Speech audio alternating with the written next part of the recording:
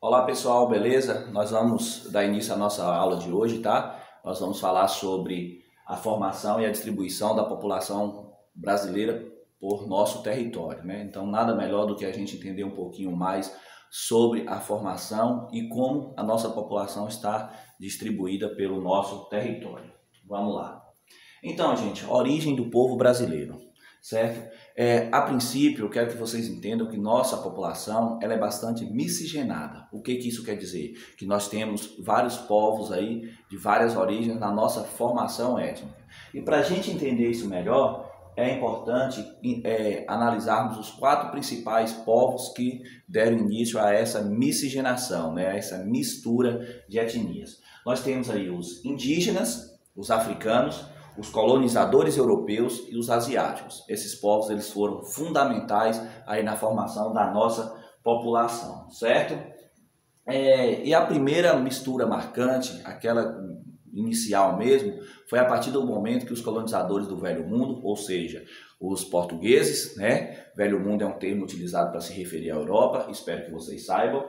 E eles tiveram esse contato direto com os índios. Nesse contato a gente sabe que muitos índios acabaram sendo escravizados, outros acabaram morrendo devido a doenças que contraíram, né? Outros faleceram em combate, enfim. Mas de certa forma, esse contato ele também gerou a nossa primeira mistura, porque ao se relacionarem com os índios, muitos portugueses, muitos colonizadores acabaram engravidando essas índias, né? Acabaram engravidando essas índias.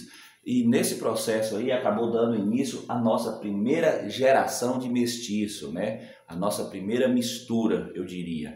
Então, que é o mameluco, que é o povo aí que se formou a partir desse relacionamento entre os colonizadores do Velho Mundo, no caso os portugueses, e as índias. Aqui eu coloquei para vocês um esqueminha, né, que mostra essa formação étnica para vocês entenderem melhor, né? Então nós temos aqui desse lado os 4 povos que eu falei para vocês que são fundamentais na composição étnica, né? O índio, o branco, o negro, o asiático ou o mongoloide. O cruzamento entre esses povos gerou o que nós chamamos de mestiços, certo? Que são eles: caboclo, caiçara, mameluco, caipira, capial, que é resultado da relação entre branco e índio, né? O cruzamento entre brancos e índios resultou aí nesse povo. O mulato já é em relação ao branco e negro, cruzamento entre branco e negro, né? Os negros que foram os africanos, que nós vamos falar daqui a pouco, acaba gerando esse povo aí. O cafuso entre índio e negro, e o Ainocô é a mistura entre os asiáticos, no caso principalmente os japoneses, e a população branca. Esse termo ele é muito utilizado no Japão, tá? Aqui, pessoal, eu coloquei um pouquinho sobre cada um desses povos para vocês entenderem melhor, né? Nós temos aí o povo indígena, que eles já existiam aqui no nosso território antes da chegada dos colonizadores, certo? Nós éramos aí cerca de 2 milhões de indivíduos, né? Nós tínhamos aí 2 milhões de indivíduos indígenas no nosso território, né? No período da colonização. O povo africano, esse povo ele foi obrigado a emigrar aqui para o Brasil, né? Não foi uma imigração pacífica, pelo contrário, eles foram obrigados, eles migraram de forma involuntária e foram trazidos para cá entre aí o século XVI e XIX, principalmente para trabalhar na cultura da cana, de açúcar e do café, né? Que eram riquezas importantes nesse período, certo? Então eles migraram de forma forçada, foram capturados e trazidos. Aqui eu coloquei a imagem do navio negreiro, né? Como eles era o meio de transporte deles, né? Como eles eram trazidos da África em condições precárias. Muitos acabaram até morrendo no trajeto, né? Contraíram doenças, enfim. Então essa era a forma como eles eram trazidos. Os povos europeus e asiáticos, né? Os portugueses eles foram os primeiros a chegarem aqui, né? Foram eles que acharam o Brasil, né? Preste atenção, acharam, porque na verdade, quando se coloca que o Brasil foi descoberto pelos portugueses, isso é um equívoco, né? Porque no nosso país já existia, nós já tínhamos aqui os indígenas, já haviam habitantes. Porém, pessoal, os portugueses, com o intuito de fugir né, das rotas comerciais que passavam pelo Mediterrâneo, que tinha que passar por Gênova e Veneza, que controlava muito o comércio. Eles começaram a procurar novas rotas, passando pelo sul do continente africano, e aí depararam aqui no nosso país, chegaram no nosso litoral, né, onde hoje é Porto Seguro. Então eles começaram a ocupar o nosso território, certo? E aí no século XIX, o Brasil, o governo brasileiro, através de programas que incentivavam a vinda de imigrantes, né? Isso aí acabou trazendo cerca de 4 milhões de imigrantes no início do século XX, né? Então isso aí foi uma política para povoar e ocupar o território brasileiro, certo? Imagine aí esse território todo sem estar ocupado. Então aí nós recebemos um número muito grande de imigrantes italianos, espanhóis, alemães, né? Povos aí europeus, além de japoneses, sírios, libaneses, que são povos asiáticos, né? Então, nós recebemos aí cerca de 4 milhões de imigrantes. Por outro lado, pessoal, essa miscigenação, ela também é muito importante, né? Porque através dessa mistura, através dessa formação étnica, nós também temos uma diversidade cultural muito grande, né? Imagine aí esses povos todos no nosso território expressando e mostrando a sua cultura, né? Os seus hábitos, os seus costumes, as suas crenças, os seus idiomas, a sua culinária. Isso também acaba enriquecendo o nosso país, certo? Seguindo aqui, coloquei para vocês uma imagem mostrando as manifestações culturais, né? Vocês sabem disso, cada região desempenha, né, a sua cultura, a sua forma de se expressar, certo?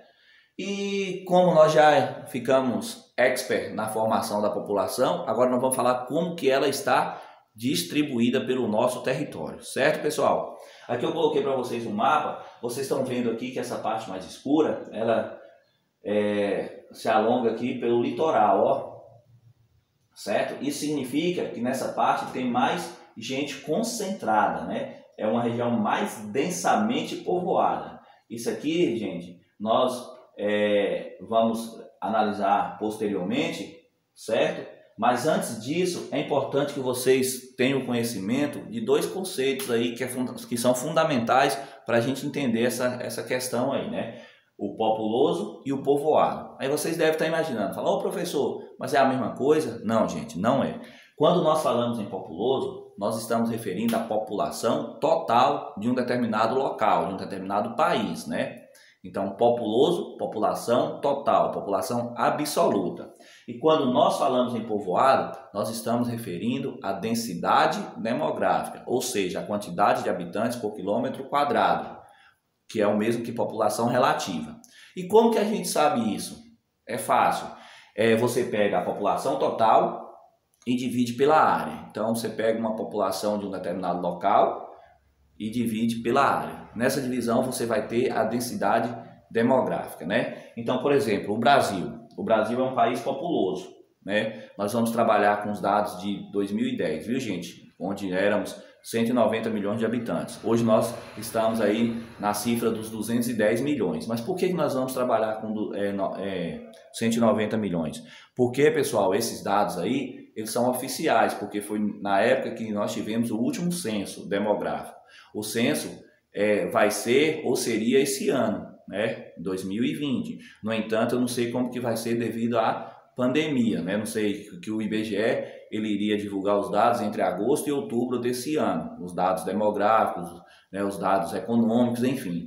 Mas eu não sei. Então, por isso que a gente vai trabalhar com 190 milhões. Só que nós já sabemos que o Brasil já ultrapassou e faz tempo, né, os 200 milhões de habitantes, certo? Então, o Brasil ele é um país populoso. Nós temos aí a quinta população nesse período aí, né? Nesse censo aí de 2010, nós estávamos atrás apenas da Índia, ou da China, que é o mais populoso, né? Da Índia, dos Estados Unidos, da Indonésia, aí viria o Brasil, depois o Paquistão, enfim. Só que hoje nós sabemos que nós caímos para a sexta população, viu? O Paquistão nos ultrapassou em termos de população, em quantidade de habitantes. Mas nós vamos trabalhar ainda com a quinta colocação. No entanto, o Brasil ele não é um país povoado. Por quê? Porque quando nós pegamos os 190 milhões de habitantes, lembrando dado de 2010, e dividimos pela área, que é um pouco mais de 8 milhões e 500 mil quilômetros quadrados, nós temos aí uma densidade demográfica de aproximadamente 22,5 habitantes por quilômetro quadrado. Então é um número relativamente baixo. E nem sempre um país populoso é povoado e nem sempre um país povoado é populoso. Né? Confuso? Não, né? Por exemplo, o Brasil, já falei, populoso e não é povoado. O Japão não é populoso e é povoado. O Japão tem aproximadamente 130 milhões de habitantes, certo? Só que a área lá do Japão é bem pequenininha, é mais ou menos o estado de São Paulo. Então, quando você pega essa população e divide pela área, a densidade demográfica vai dar alta, vai dar quase 400 habitantes por quilômetro quadrado. Então, isso faz com que o Japão seja um país povoado, muita gente concentrada, né, muita gente próxima, e por outro lado, a população dele não é grande, então ele não é populoso, certo? Aqui, pessoal, nós temos só aquelas informações só para reforçar o que eu já havia dito antes, né? O Brasil é um país populoso, porém na sua população absoluta, porém não é povoado, né, que é a população relativa, tem uma média aí de 22,4 habitantes por quilômetro quadrado, e para a gente entender melhor isso aí é só pegar como exemplo São Paulo, né, e Roraima. O estado de São Paulo, mesmo que é o mais populoso, tem mais de 41 milhões de habitantes. Roraima, que é ao menos só 450 mil. Então isso mostra que essa distribuição ela é muito irregular. Aqui eu coloquei para vocês, gente, uma distribuição da população por região, né? Nordeste 53 mil, que corresponde a 34,2 habitantes por quilômetro quadrado. A região norte com 15 milhões representa aí 4,1 habitantes por quilômetro quadrado. A região sul 27 milhões, que corresponde a 47,5, para você ver a diferença, né? De 4,1 nós já temos aqui 47,5 habitantes por quilômetro quadrado. Então mostra que essa região ela é mais povoada do que essa. Porém, ela não é tão populosa assim, né? Ela tem mais habitantes do que a região norte, só tem menos que a região nordeste. O sudeste, olha o sudeste, pessoal, 80 milhões de habitantes. Olha a densidade demográfica, 87 habitantes por quilômetro quadrado. Então nós já observamos aí que o sudeste é a região mais populosa do nosso país e até então também a mais povoada, né? Quando nós analisamos aqui quantidade total e habitantes por quilômetro quadrado. Então ela, além de ser a mais populosa do país, também é a mais povoada.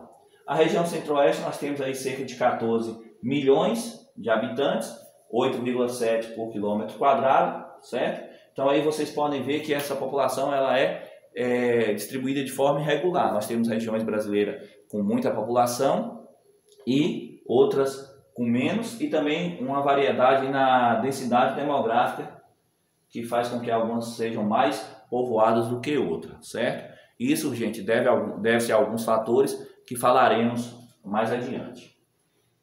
Aqui eu coloquei um gráfico para vocês, para mostrar essa distribuição por região, né? Nós temos aí o Sudeste com 44%, né? Quase a metade da população do nosso país localizada no Sudeste.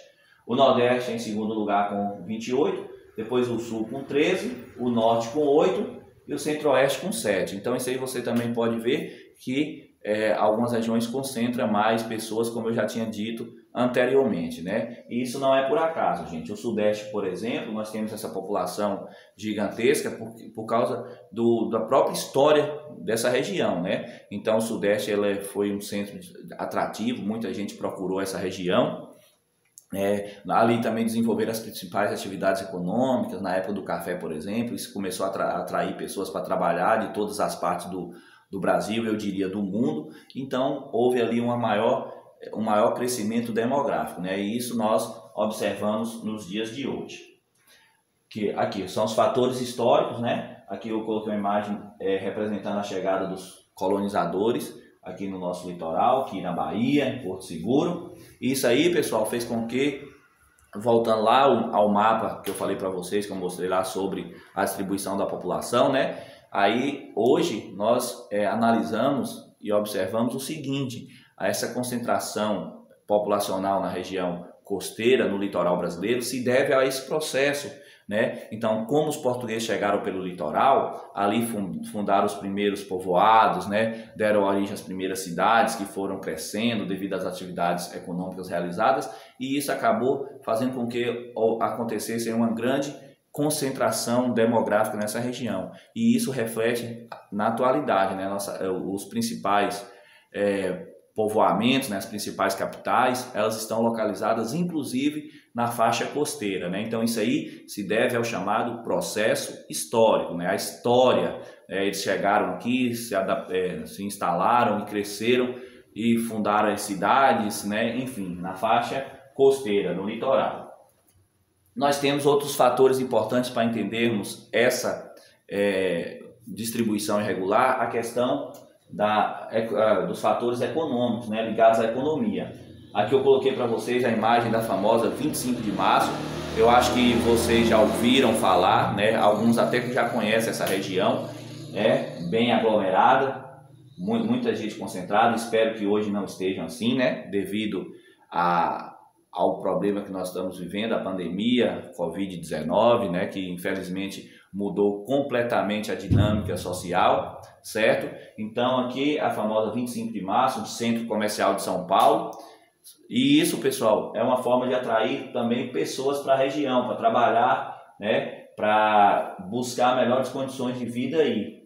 Certo? Eu coloquei aqui só uns fatores, mas nós temos muitos outros, né? Nós temos a questão da construção civil, nós temos a questão da indústria, né? Principalmente na região sudeste, que atraiu muita gente, muitas pessoas, muitos nordestinos principalmente foram para São Paulo procurar melhores condições de vida há alguns anos atrás, porque hoje nós já estamos vendo que está acontecendo a migração reversa, né? Muitos nordestinos que foram para São Paulo estão voltando. Eu, por exemplo, na verdade, sou um exemplo dessa migração, né? Fui para lá nos anos 2006 e retornei agora, depois de 13 anos morando, trabalhando, sobrevivendo lá, e sempre com o sonho de um dia voltar para minha cidade natal, e aqui estou, né? Então hoje é muito comum essa migração reversa, pessoas que foram para lá atraídos por essas questões que eu falei, chegando lá deparados com uma série de dificuldades, porque a maior parte das pessoas que se direcionaram para essa região foram sem preparação, sem formação profissional,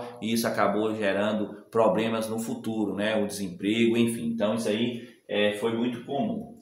Aí nós temos os fatores naturais também, né? Coloquei aqui uma imagem representando a seca, que assola boa parte da nossa região, e isso acabou também contribuindo para a saída de muitas pessoas à procura de melhores condições, sobretudo no sudeste do país, como eu já havia dito, né? Então isso aí também acaba motivando a saída das pessoas, certo? Os fatores naturais, principalmente a seca. Aí nós também temos áreas montanhosas que são pouco habitadas, nós temos a Amazônia, por exemplo, nessa floresta aí pouco tem a presença humana. Então são fatores que acabam contribuindo e determinando essa distribuição, certo, pessoal?